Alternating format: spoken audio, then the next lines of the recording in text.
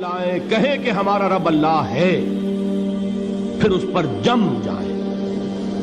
ان پر فرشتوں کا نزول ہوتا ہے، نہ کوئی غم کرو نہ خوف، خوشیاں مناؤ جنت کی جس کا تم سے وعدہ کیا گیا تھا۔ اللہ کی ربوبیت پر اطمینان جب انسان کو ہو جاتا ہے، میرا رب اللہ ہے، ربی اللہ، انسان کے لیے نہ کوئی کھٹکا، نہ کوئی خطرہ، نہ کوئی خوف، نہ کوئی حزن۔ جو کچھ ہو رہا ہے کس کے اذن سے ہو رہا ہے؟ اللہ کے اذن سے۔ اللہ کے اذن کے بغیر پتا تک نہیں ہلتا۔ یہ کوئی اندھا بہرا مادہ نہیں ہے جس سے مجھے کوئی خوف ہو۔ اندھا بھینسا چلا آ رہا ہو اس سے تو ڈرنے کا ہر انسان کو ڈرنا چاہیے، نہ معلوم کس کو ٹکر مار دے۔ لیکن نہیں، اس کائنات کو چلانے والا ایک سمیع و بصیر خدا ہے، وہ جو میرا دوست ہے، میرا ولی ہے۔ اللہ ولی الذین آمنوا یخرجہم من الظلمات الی النور۔ اللہ اہل ایمان کا ولی ہے، ساتھی ہے، پشت پناہ ہے، مددگار ہے، حمایتی ہے۔ بتائیے جسے یقین ہو جائے کہ اللہ میرا مددگار، اللہ میرا محافظ، اللہ میرا پشت پناہ، اللہ میرا حمایتی، اس کے لیے کوئی خوف ہوگا؟ اس سے کوئی ڈر ہوگا؟ میں مثال دیا کرتا ہوں ایک بہت سادہ، پنجاب کے دیہات کی۔ وہ بڑا چودھری ہے اور کوئی غریب کسان ہے۔ اس غریب کسان کے جانوروں کو ہر وقت اندیشہ ہوگا چوری کا، کوئی میری بھینس کھول کر نہ لے جائے، کوئی میرا بیل کھول کر نہ لے جائے۔ لیکن جس کے بارے میں یہ سب کو معلوم ہو کہ وہ جو بڑا چودھری ہے وہ اس کا دوست ہے، اس کی بچیا کو کوئی خوف ہوگا؟ اس کی بھینس پر کوئی ہاتھ ڈالے گا؟ اسے کوئی اندیشہ ہوگا؟ نہیں۔ کیوں؟ کہ وہ بڑا چودھری، بڑا اس کا یہاں کا سردار، جاگیردار، سب کو معلوم ہے وہ میرا دوست ہے، کوئی میرے خلاف اقدام نہیں کر سکتا۔ اس دنیا میں یہ چھوٹی سی بات اگر آپ کے دلی اطمینان اور سکون کا باعث بن سکتی ہے تو ذرا تصور کیجئے۔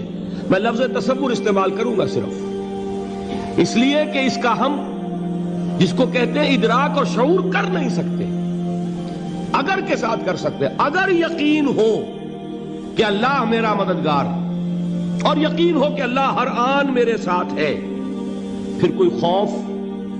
کس کا خوف؟ کوئی شے اللہ سے بالاتر ہے؟ کوئی قوت اس سے زیادہ طاقتور ہے؟ کوئی اس کے ارادے کو بدلنے والا ہے؟ کوئی اس کی مشیت کے آڑے آنے والا ہے؟ یہی بات ہے جو حضور نے فرمائی۔ یہ ایمان کا حاصل ہے لب لباب،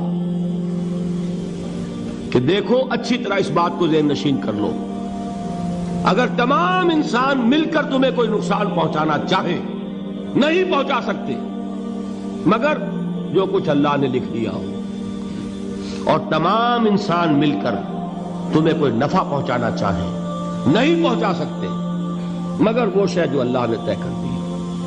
آپ پھر میں کہوں گا ذرا طاری کیجئے، اسے فرض کیجئے، اسے سوچئے۔ اگر اس حدیث پر ہمارا دل ٹھکا ہوا ہو تو کسی سے ڈر ہوگا؟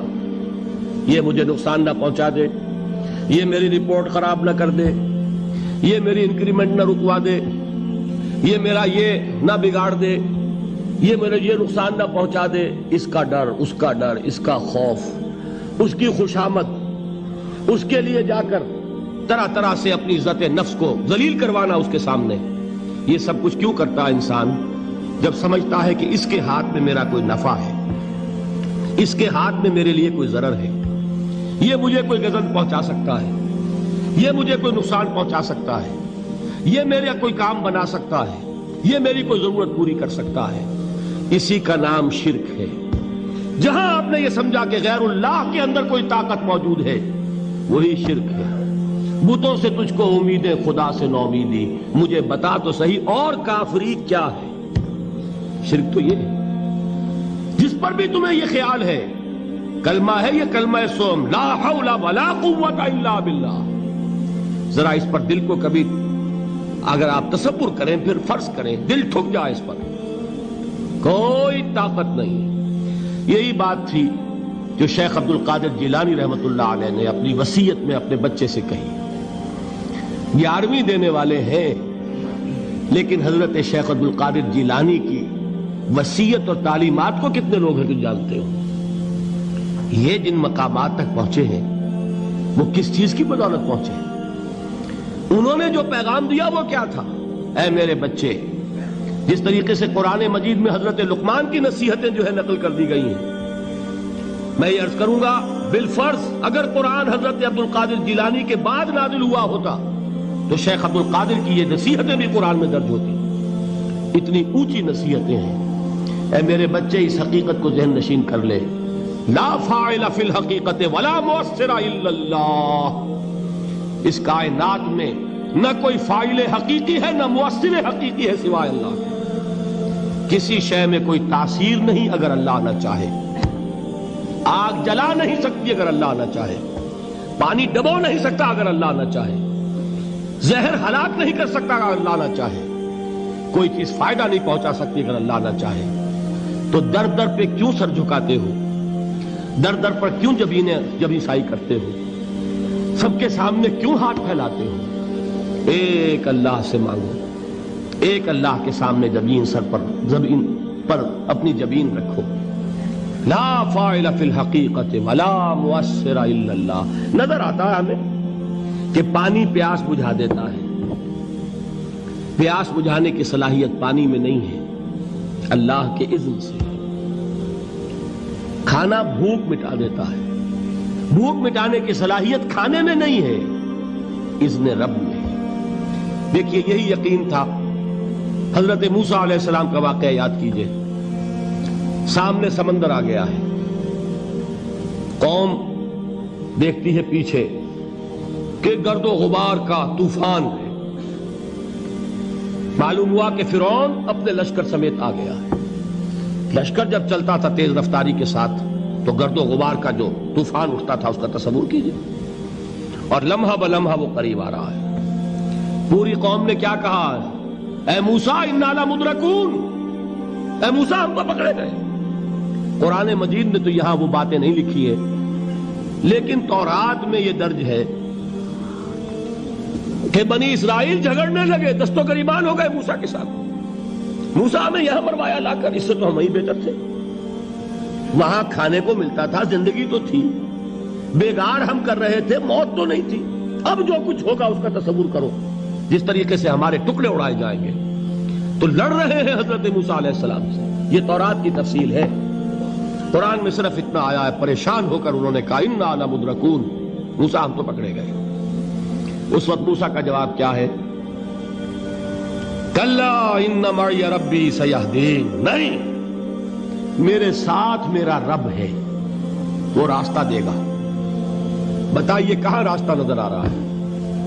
یہ ہے ایمان بالغیب. راستہ نظر نہ آئے تب اللہ پر یقین ایمان ہے. جیب میں پیسے ہوں اور تب دل کو اطمینان ہے تو ایمان کس پر ہوا؟ پیسے پر، اللہ پر نہیں. جب وسائل و ذرائع نہ ہو اور پھر یقین ہو کہ اللہ مسبب الاسباب ہے، وہ اسباب کا پابند نہیں ہے، وہ اسباب کا محتاج نہیں ہے، اسباب اس کے محتاج ہیں.